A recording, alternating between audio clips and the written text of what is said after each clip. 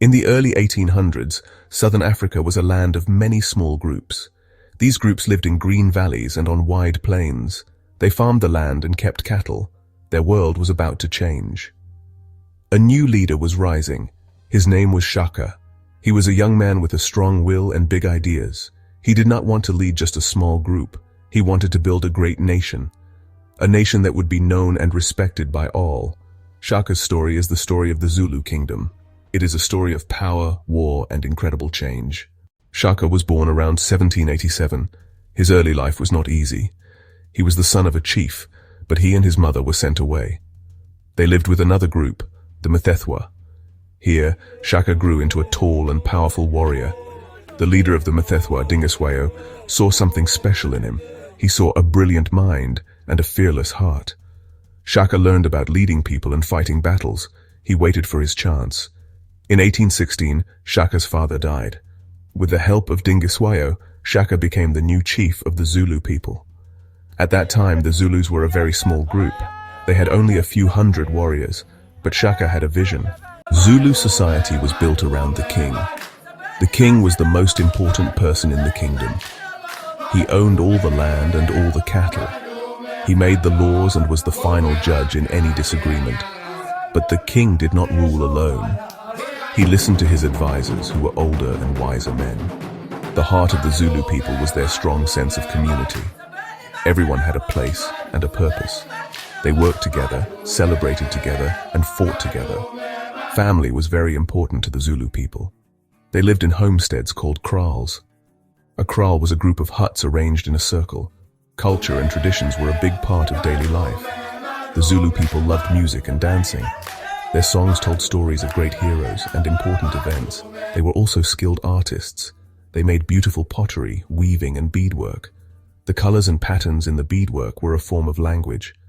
Before Shaka, battles in southern Africa were often not very deadly. Warriors would stand far apart. They would throw their long, light spears at each other. After a few spears were thrown, one side would usually run away.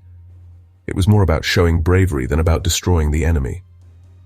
Shaka saw that this was not an effective way to win. He wanted to completely defeat his opponents. So he invented new weapons and new tactics. He created a new spear called the Ikalwa. It was short and had a big wide blade. It was not for throwing, it was for stabbing the enemy at close range. Shaka also made his warriors tougher. He made them run for long distances over rough ground without sandals. This made their feet hard and strong. The most famous of Shaka's ideas was a new battle formation. It was called the Horns of the Buffalo formation. The army was divided into 3 parts. Shaka's new army and new tactics were not just for show. He used them to expand his kingdom. This period of intense warfare and change is known as the Mfecane. The word Mfecane means the crushing or the scattering. It was a time of great violence and disruption across southern Africa. As the Zulu kingdom grew more powerful, it defeated many other groups. These defeated people had to flee. They moved into new lands, which caused more conflicts. It was like a chain reaction of war and migration that changed the map of the region forever. The Mfecane began around 1815 and lasted for many years. It was not only caused by the Zulus. There were other powerful groups, like the Isandlwana, who were also fighting for control. But the Zulus, under Shaka, were the most successful. Their organized army could defeat much larger forces. The Zulu warriors were relentless. They did not just win battles, they absorbed the people they conquered. Shaka was a brilliant but very harsh ruler. As he grew older, he became more and more of a tyrant. In the year 1827, his mother, Nandi, died. Shaka was overcome with grief, and he forced his entire kingdom to mourn with him. He made laws that were cruel and impossible to follow. No crops could be planted for a year. No milk could be used. Many people were killed for not showing enough sadness. This cruelty made many of his people, even his own family, turn against him. In 1828, Shaka was assassinated. The plot was led by his own half-brothers, Dingane and Mfecane. They saw Shaka's cruelty as a threat to the Zulu nation. After the assassination, Dingane killed his other brother, Mfecane, and became the new king of the Zulus.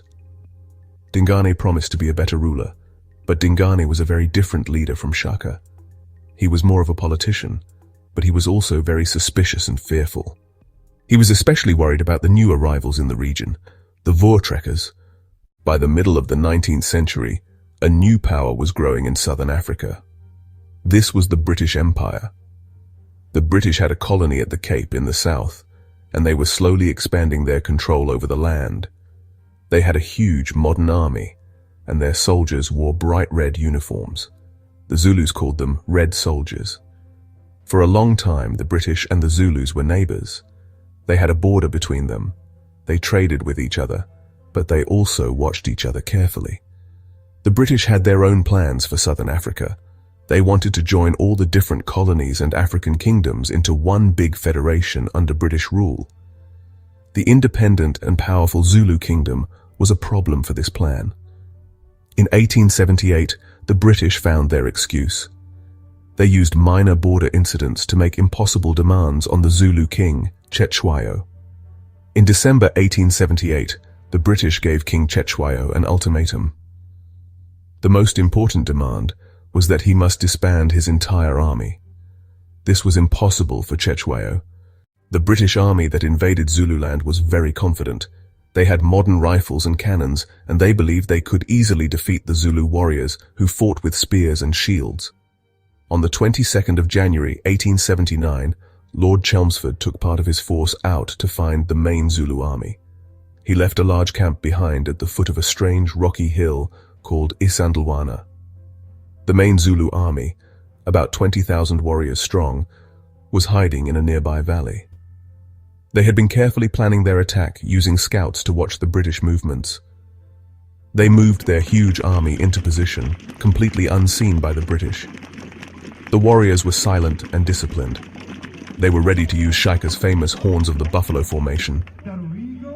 Around noon, the battle began. A British patrol discovered the Zulu army, and the Zulus could not wait any longer. The huge army rose up from the valley and charged towards the camp. The British soldiers formed a long firing line. They fired their rifles again and again. Many Zulu warriors fell, but there were just too many of them. The battle turned into a massacre. Almost all the British and colonial soldiers in the camp were killed. The victory at Isandlwana was amazing, but it came at a high cost. Thousands of Zulu warriors died in the battle. The British Empire was shocked and embarrassed by the defeat. They were determined to get revenge. They decided to send thousands more soldiers to southern Africa. The British government sent a huge new army with better weapons and more cannons. The final battle of the war took place on the 4th of July, 1879. It was the Battle of Ulundi. Ulundi was the royal kraal, the capital of the Zulu kingdom. The Zulu army, led by King Cetshwayo, bravely attacked the square. But they could not break through the walls of fire from the British rifles and cannons. After the battle, the British burned Ulundi to the ground. After the defeat at Ulundi, the Zulu kingdom was broken. King Cetshwayo was captured and sent into exile.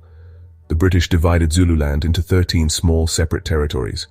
Each territory was ruled by a different chief. This was a deliberate plan to destroy the unity of the Zulu nation.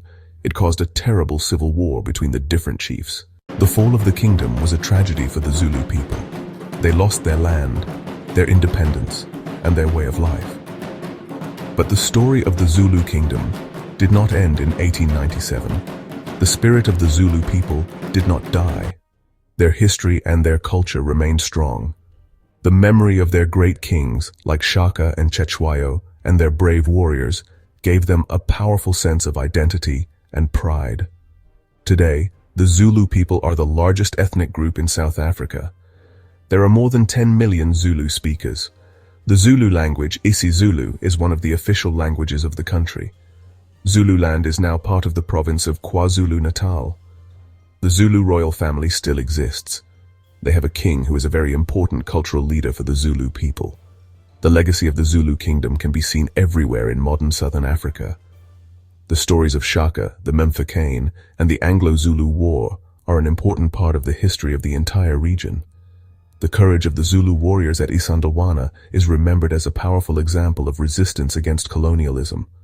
Although the kingdom fell, the Zulu nation survived. Their culture, language, and traditions continue to thrive. The story of the Zulu kingdom is a reminder of a proud past. It is a story of incredible leaders, brave warriors, and a resilient people whose spirit could not be broken. The heart of the Zulu nation still beats strongly today.